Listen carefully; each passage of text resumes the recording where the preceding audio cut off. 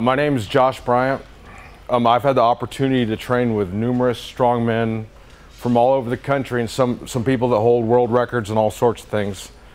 My path to where I've gotten now, where I'm coaching many of the top bench pressers in the world, is not a traditional path. I started in the trenches in the gyms first, and then kind of went to the academic side. So I kind of figured out a lot of what worked first, then the why later. I was fortunate enough to be the youngest person to bench press 600 pounds, and hopefully Peter here can break that. I've had the chance to train numerous world record holders now, and basically my priorities now is the success of my clients. It doesn't matter. I'm not competing anymore, but that is my priorities now. So that's a little bit about me. Now we're going to get into just a little bit about the actual history of the bench press here. So the way it started out with sort of strength training in America was in the 40s, and before that, the most popular lift was overhead press. Then around that time, weightlifting started to get a little bit more mainstream, and people started getting into the bench press because not only were people wanting to lift to be strong and and functional, they actually wanted to look the part too. So bodybuilding got popular, and then that started getting more people into weightlifting, and Olympic lifting was too technical for a lot of people, so a lot of people didn't want anything to do with it. So that was sort of how the bench press got popular. And if we look at some of the history of the world records, does anybody here know what the world record in the bench press is now? 722. That's the raw world record. That's the most a person's done. But anybody know what is equipped?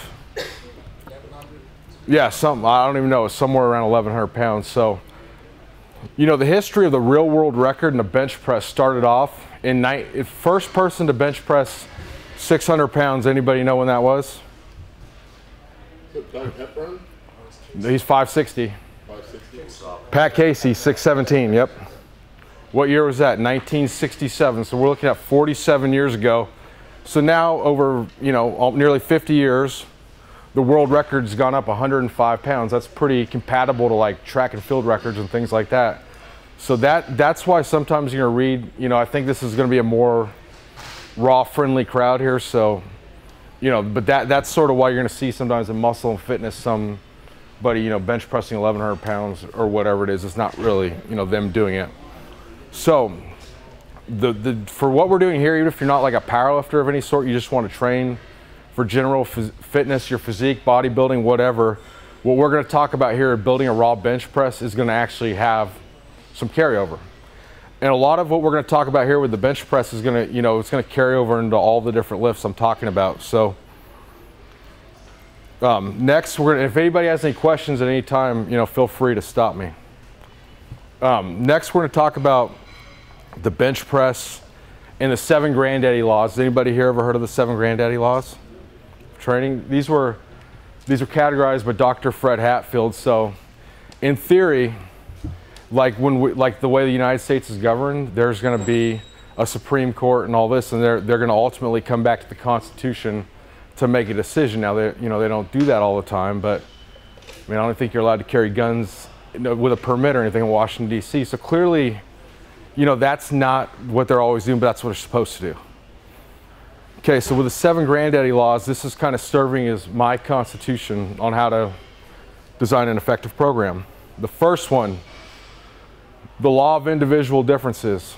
This is just basically we all have different abilities and weaknesses, and we're all going to respond to a program a little differently. So this doesn't only go, just to the physical part. This actually goes to the psychological part too, because some people, if they, do their last heavy deadlift, say 3 weeks out from a meet, they're going to feel great and their mind's going to be right to pull huge. Other people are going to be sort of like, I haven't touched weight in very long. So there is a psychological component. There's your injury history, your, nutritional status, your not so legal supplement status, all that kind of stuff is going to be an individual difference. The overcompensation principle. This is basically just saying Mother Nature compensates for training stress by giving you bigger and stronger muscles. You lift weights, you get bigger, you get stronger. It's pretty straightforward. The overload principle. This is probably the most common talked about 7 granddaddy law, and all this is saying is to make Mother Nature compensate, you must stress your muscles beyond what they're already used to. So that could be, you know, if someone is starting out, you know, that could be just you're going to add 5 pounds every single week, but obviously that doesn't work forever. You can't just linearly keep adding weight forever. You're going to have to do, you know, for instance, if you could bench press the bar today, and 3 years from now, if you went up 5 pounds a week, you're at 825. So that's, you know, you're beating the current world record by 103 pounds. So, you know, there's obviously going to be periods of increased, decreased loading, cycling, things like that. But the bottom line is you got to overload your training. Even if you're doing, you know, 1 extra set in the same amount of time, you've overloaded your training. Cutting down a rest interval, whatever, you know, increasing frequency, that's overloading. So, like in the case of Jackson right here, we're doing like some rehab work, but it's still overloading to, you know, where we started from. The SAID principle, anybody ever heard of this one? Specific adaptations to impose demands. So generally it's going to go a little bit beyond just bench pressing. You know, if you want to increase your bench press, you got to bench press. Yeah, that's true, but there's going to be a little more to it. So if you have like a specific weakness or anything and you target that weakness, you can therefore bench press, you therefore can surpass what you did. That would fall under the guise of, you know, the SAID principle right here. The use-disuse principle. Use it or lose it. Basically that means your muscles, if you're not using them, they're gonna go away. You know, the bulk you've added is gonna go away. You don't, you know, keep building your strength, eventually you're gonna lose your strength. That simple. Glad you could join us, Sherry. Thanks, Bob. Sorry. The GAS principle. This is the acronym for General Adaptation Syndrome. Basically all this is saying in a nutshell is you can't just go heavy, workout in, workout out. You have to have deload weeks, deload workouts. You have to go lighter sometime because like we talked about, you just keep piling weight on the bar, you know, eventually you're gonna run into some sort of worst case scenario is a plateau, you know, excuse me, best case scenario, worst case would be an injury. Finally, the specificity principle, and this is sort of what we're talking about, is ultimately to increase your bench press, you're gonna have to bench press. It's not gonna happen on a chest press machine, you know, so you're gonna have to bench press if you wanna get better at the bench press. Okay, so here we go. Here's a video right here of Jeremy Hornstra. This was 450 pounds.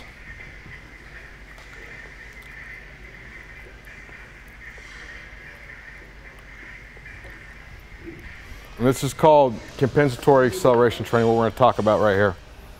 Who here, has anybody here ever heard of compensatory acceleration training? Cool. Okay. So it's a brainchild of Dr. Fred Hatfield. That's somebody that I consider one of my mentors. I talk to even now probably at least 3 times a week or so.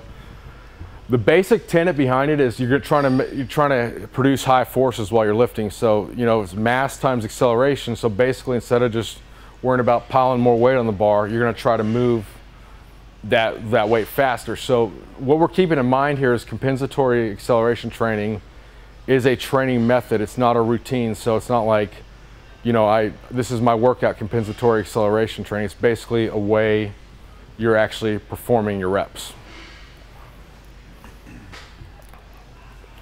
So what we talk about here with compensatory acceleration training is movement intention versus muscle intention.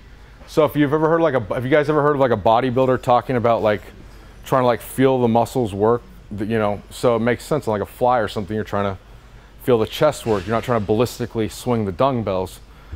That's fine for that, but for compensatory acceleration training, we want to concentrate on the movement. So your thought is without sacrificing technique or tightness, move the weight as explosively as possible from point A to point B. That makes sense? Okay, so what we're gonna do here is let's say you bench press, anybody here bench press about 300 pounds in that area? No? Okay. So, Peter when he was 12? Okay. Dave now? So let's say you did 5 sets of 4 reps at 250, okay? So if with that, what's 5 times 4, anybody? 20, good, okay. Now let's divide those reps into halves. What's 20 times 2? 40, good. So we have 40 halves, okay. So if you're bench pressing normally, say, you know, if you're doing that 250 for 5 sets of 4, you know, on the first, let's say the first 3 reps, I mean, they're pretty easy, right? So they're just breeze right through them. Okay, so then on the, we'll even go a step further, and yeah, let's say that just the first 3 reps, you know, you just breeze right through them. So then the fourth and the 5th rep, okay? On the 4th rep, the bottom, because the strength curve of the lift's gonna say, you know, the top half's, the bottom half's the more difficult part of the lift. So on the 4th rep, the bottom half of the lift was difficult enough to give you some sort of adaptive overload. Okay, so let's say in the last rep, the whole thing was, the last set of the last rep, the whole thing was, so of those 40 halves, basically we got 3 halves that are actually giving you adaptive overload. If we had 4 halves, you know, it'd be 10% for like a 7.5% efficiency rating of what's actually giving you adaptive overload. So if you want to actually get stronger, think about that from a perspective of day in, day out, weekend, month in, month out. It's not a very efficient way to train if you're trying to train, you know, to get as strong as possible if you're not compensatorily accelerating the weight. Okay. So basically the idea here is we're trying to not let any neurological restraints hold us back. So we want to just blast that weight through a full range of motion. And the idea is not energy conservation. So that initial video I showed when he did like 10 reps, that's the whole point, was to show is usually when people talk about compensatory acceleration training, they're going to talk about 1 to 3 reps. I mean, it could be 100 reps if you try to perform them that way. It's the intent to move it that way. So you're still going to get the desired adaptation if you're trying to move the weight explosively. So you're going to still get some explosive strength benefits if you try to move a maximal weight explosively. It's not going to move explosively, but that's got to be the intent. Okay, so here's some general guidelines for compensatory acceleration training. And remember, this is a way to do the lifts. It's not like a certain training routine. Okay, so we want to do more sets and fewer reps. So instead of thinking 3 sets of 8 reps, let's think 8 sets of 3 reps. Now, anybody, why would we do that? Lift more weight.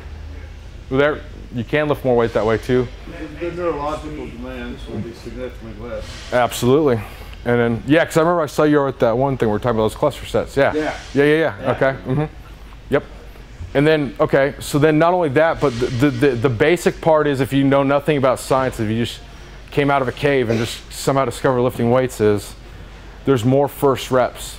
And powerlifting is a 1 rep sport, so it doesn't matter what you can do 5 reps, that's just a way to get there.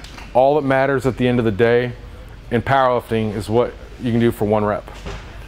So a way to do these sets more explosively is do a heavy set first. If you do it like so say we're gonna work out with 315 for 8 sets of 3. If you hit like a 350 for 1 rep first, 315 is gonna be more explosive. This isn't like my opinion, this is documented in a bunch of studies, but you ought to try it sometime if you haven't tried it before.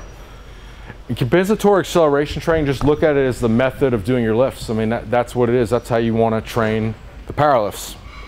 We want to control the negative and explode the positive. And last but not least, we got to think technique, never lose tightness. So all this is great, but it's never at the expense of the technique or the tightness. I know this is a bad example, but sometimes when people will throw a shot put, they're throwing like the colleges are doing like a 16-pound shot put, they'll throw like a 12 or 13 to try to build speed, and they totally change their technique just to try to throw the weight further. So you want to do this within keeping your legitimate technique.